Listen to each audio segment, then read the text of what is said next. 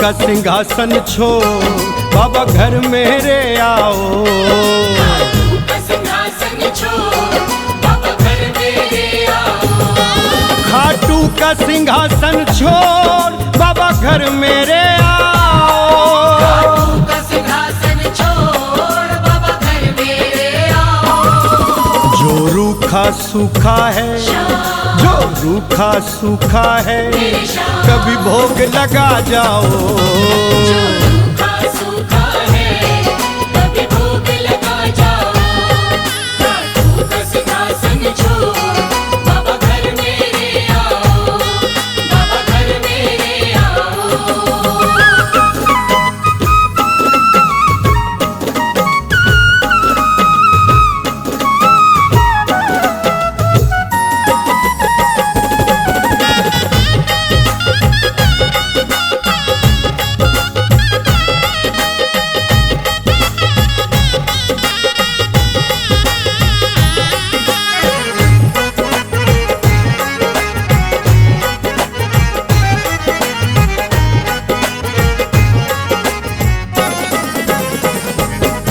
जन्मों से प्यासी हैं ये शाम मेरी अखियां। जन्मों से प्यासी है ये शाम मेरी अखियाँ। एक राधा एक मीरा तेरी दोनों ही सखियां। एक राधा एक मीरा तेरी दोनों ही सखियाँ। इन सखियों की बाबा, इन सखियों की बाबा अब प्यास बुझा जाओ। इन सखियों की बाबा अब प्यास बुझा जाओ। खाटू का सिंहासन छोड़ बाबा घर मेरे आओ। बाबा घर मेरे आओ।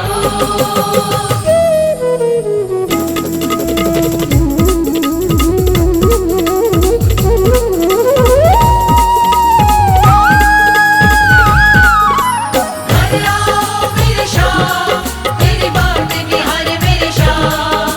घर आओ मेरे शाम तेरी बात निहार मेरे शाम।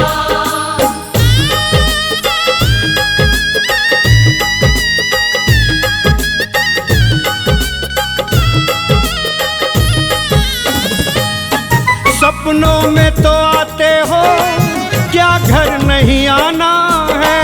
सपनों में तो आते हो क्या घर नहीं आना है। अर्जी ना सुनने का कोई नया बहाना है।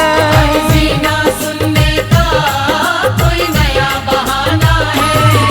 बाबा तुम पारस हो, बाबा तुम पारस हो, मुझे सोना कर जाओ। बाबा तुम पारस हो मुझे सोना कर जाओ। खाटू का सिंहासन छोड़ बाबा घर मेरे आओ। बाबा घर मेरे आओ।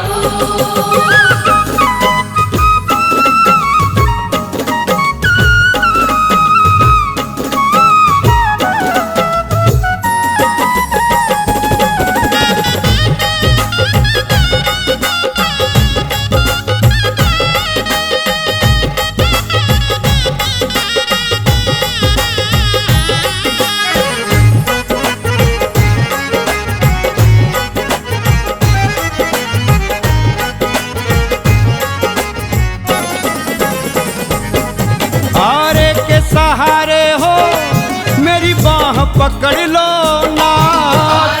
के सहारे हो मेरी बाह पकड़ लो ना।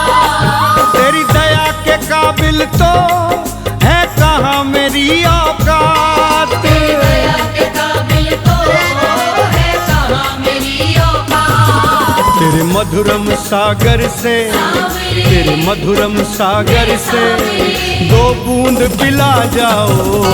तेरे